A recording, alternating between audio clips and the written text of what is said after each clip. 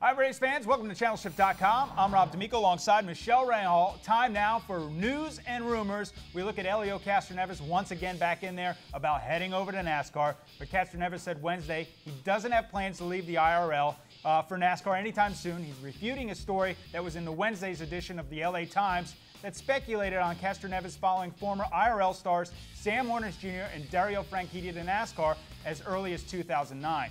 Castroneves in his comments were taken out of context, that's what he's saying.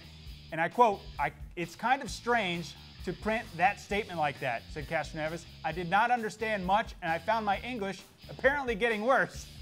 I love that.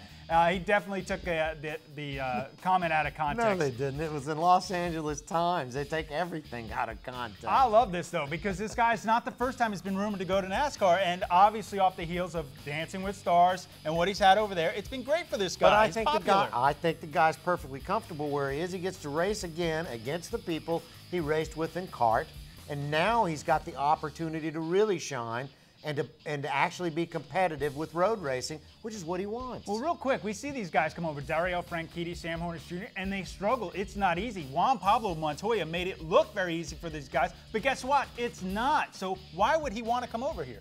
You know, he got tired. The whole point to Montoya leaving Formula One, he got tired of the politics. He got tired of being a second fiddle to Kimi Räikkönen. He didn't like that at all, and that's what was happening. And they didn't like his attitude.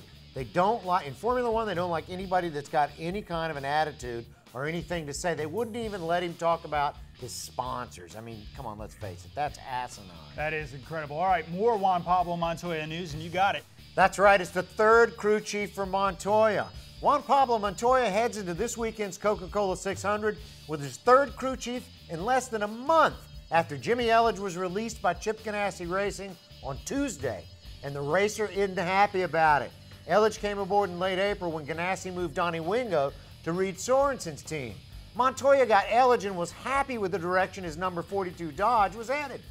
But in what Montoya described as a management decision, Elledge was let go and Brian Patty was moved from one of the Nationwide Series crews to run Montoya's team. Quote, I wasn't really part of it, so I'm pretty frustrated, Montoya said. Also, quote, they told me, we're thinking of getting rid of Jimmy, and I said, don't do it.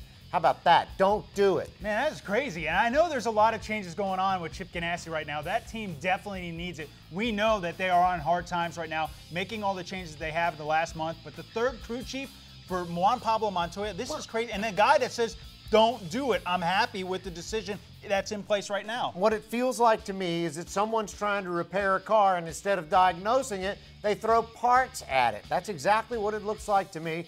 And I think that Montoya, don't fool yourselves, ladies and gentlemen. Montoya may very well pop out and say, I've had enough, I have an out clause, and guess what, I'm a free agent. And there's a lot of nice rides out there that could use a driver like Montoya. Oh, there's no doubt. All right, let's talk about the exclusive negotiations with Office Depot. They have ended with Roush Fenway Racing. Now, Aflac Corporation has announced that they have signed a full-season, multi-year primary sponsor of the Roush Fenway Racing.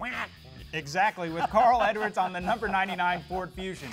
Additionally, Aflac continues their relationship as the official supplement insurance company for Roush Fenway Racing and Carl Edwards. Street & Smith has estimated this deal at being $78 million over the next 3 years and $26 million a year.